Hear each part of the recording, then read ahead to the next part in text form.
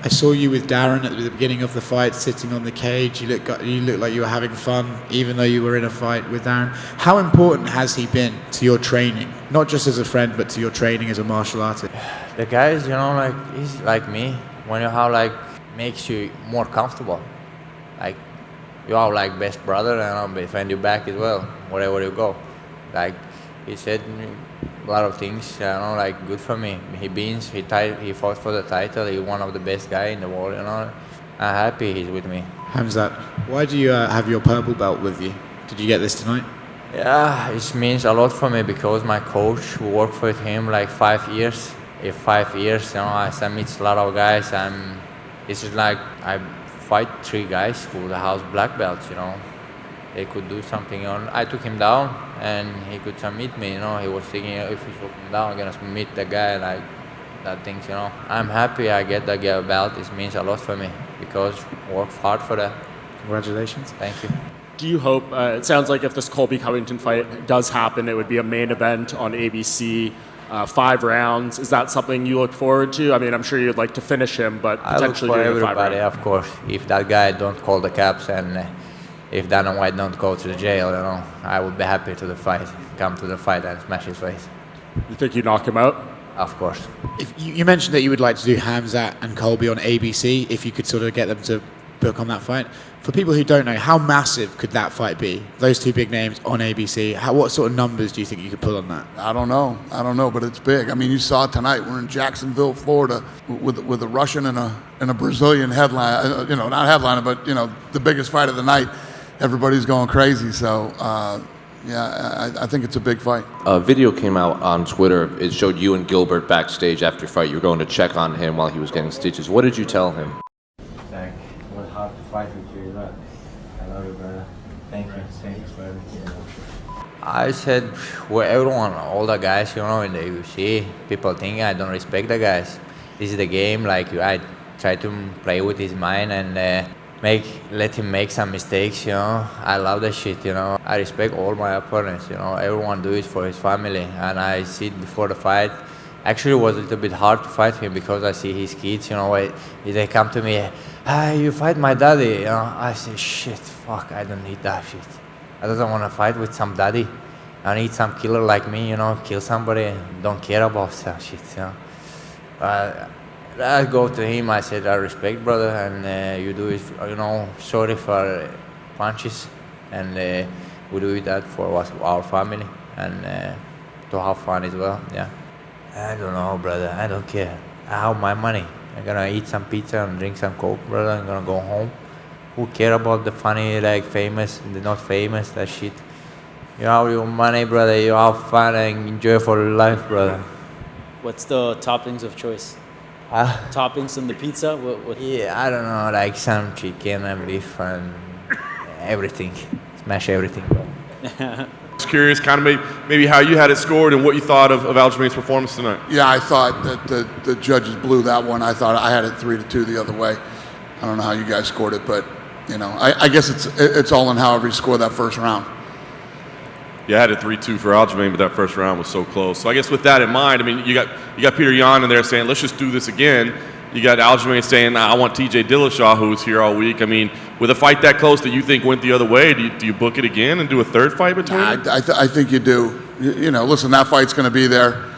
Peter Yan is one of the baddest dudes in that division. So, you probably do the TJ fight. What'd you take out of that fight? Yeah, it's one of the best fights I've ever seen. It's one of the coolest fights I've ever been to. Like you said, the place was so loud and people were going crazy.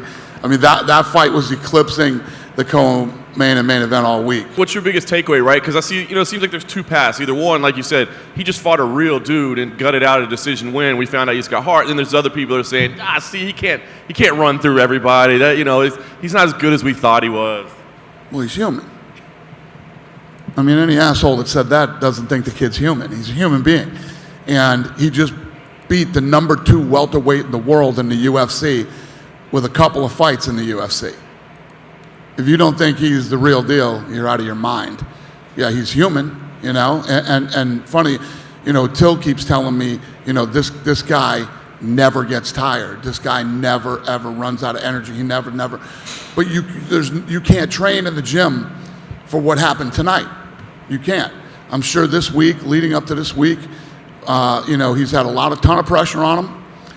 A lot of anxiety. Probably, who knows how well he slept last night. All the things that go into the buzz and energy. And then I'm sure there was a huge adrenaline dump after that first round. So this is shit you can't train for. And you either make it through it or you don't. I don't know if you're aware, but Alexei Oleinik got his 60th professional win. I know you gave him the bonus, but what do you make of his first fight was in '94, I think. Like Kay Hansen wasn't even alive yet when he made his debut. So what do you make of his? I know you gave him the bonus, but what do you make of his? Yeah, I didn't know that. That's awesome. That's awesome. And you know what else too? This is totally off subject, but I was just thinking about. I'm gonna give Gilbert Burns his win money too. Yeah. So he's gonna get his show and win. That fight was ridiculous.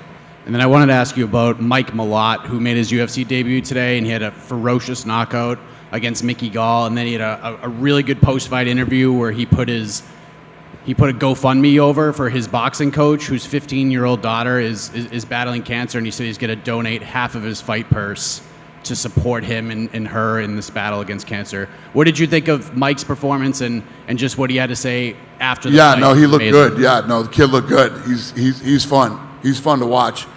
And he can keep his 10 grand, and I'll do his show and his win, and I'll donate it to his coaches.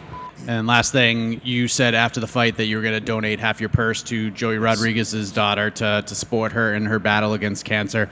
How much does this all mean to you for that? Because, wins and losses and fighting and sports, those things are certainly important, but things like this, what you're doing, it sort of just makes you look at things in a much different light, does it not?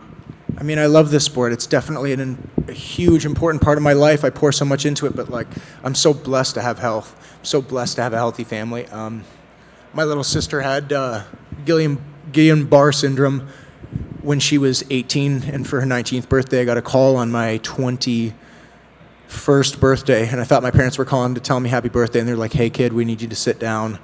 Your sister's in the hospital. She's on a breathing tube. She's on a feeding tube. We don't know what it is yet." She couldn't move for a month. She had to learn how to walk again. She had to learn how to write again. She had to learn how to do everything again. And going into a hospital room and seeing my...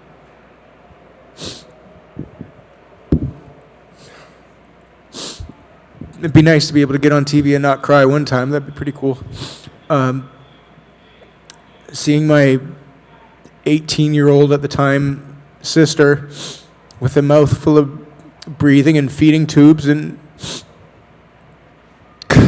or not being able to move, and man, that hit really hard and sobered me up and made you realize how short and delicate life really is. So to hear that someone that I love, my boxing coach Joey Rodriguez, someone I've known for 8 years and 7-8 years, and has helped me get to this point and cornered me for my last fight and has given me direction and opportunity and love, to find out that he and his family have to go through this with a beautiful 15-year-old daughter. It's heartbreaking. So I'm like, look, man, you know what? I could use the money, but they could use a hell of a lot more than I could. I've been grinding for years to get to this point. I've been grinding since I was, to get to 30 and get to the UFC. What's a little bit more like they need this money. I want to make sure they get the best doctors and the best medicine money can buy, and they kick this thing's ass, and it's nothing for their family. And I want to quickly say thank you so much to the fans of this sport that, as I'm walking out of the cage, handed me, I don't know how much money, probably thousands of dollars, a wad of cash to donate to this, to their fight against cancer. You have no idea how much it means to me, to our team. I'm sure to the Rodriguez family.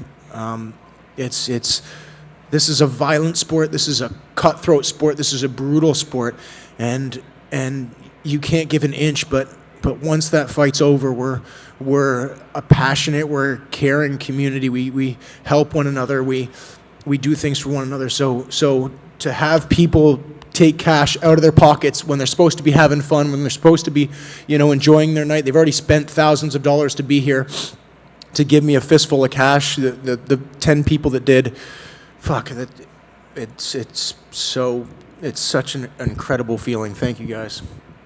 What's the emotions like for you right now? Roller coaster.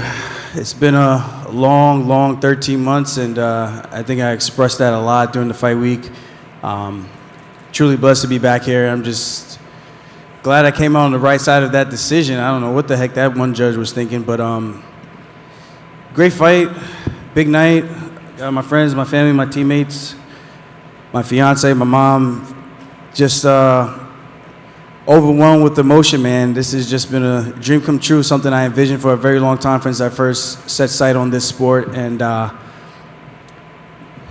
baby, we did it. We did it. We did it the way I wanted to do it.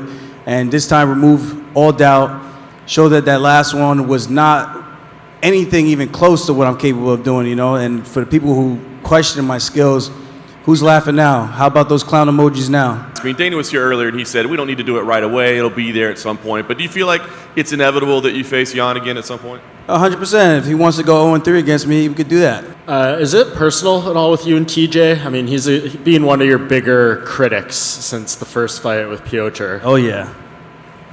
Yeah? Can you elaborate a little bit? No, I'm just saying, he's been a big critic. Yeah. The guy's just been nonstop talking about me, talking about my heart and this, that, the spirit of a fighter. I mean, the spirit of a fighter is someone who's never going to give up, if you ask me. I don't know. If anyone's mentally weak, it's that guy. The guy needed steroids and EPO to catapult his career to even win as many fights as he's did in the UFC. So his whole UFC tenure is tainted. So I can't wait to punch him in the face. That would be somebody I would enjoy punching. He's got good skill. But the guy's a cheat, he's dirty, and I'd like an opportunity to slap him up and we can figure out who's number one again. It's been a very fun build throughout this week, and you asked people the question, and you asked the fans and those who doubted you, what are you going to do when I'm sitting up at that table with the title? What do you say to those people now? Those people who doubted you? You said a lot in the octagon, but I'm curious what you have to say to them now. I got to find all the comments and troll them back and just start being super petty. And if I have the time for it, I got receipts, man. People wrote me off for one bad performance. And again, one bad performance doesn't define you for the rest of your life. And just like anything else in life, it shouldn't define you for the rest of your life, So the critics, they can sit there behind and be their thumb pushers as much as they want. I know some people are still going to be doubting me and talking shit. It is what it is. You said I didn't earn the belt. You said I was a fake champ. Now what are you going to say? Were you concerned at all with the decision that you may have lost, or were you confident that you had won 2 rounds? I don't care. You care about that shit? I care. I don't care. I get my money. I get my 50 G's. Gonna go home and rest it a bit, meet my mom and eat his food. Gonna come back and work hard, kick some ass. Does tonight change your opinion at all about how difficult it may be to become champion? Like how tough these guys will be at the very top of the division? I don't care. You think I'm not tough? I show my heart, I'm tougher than everyone. And I smash him all,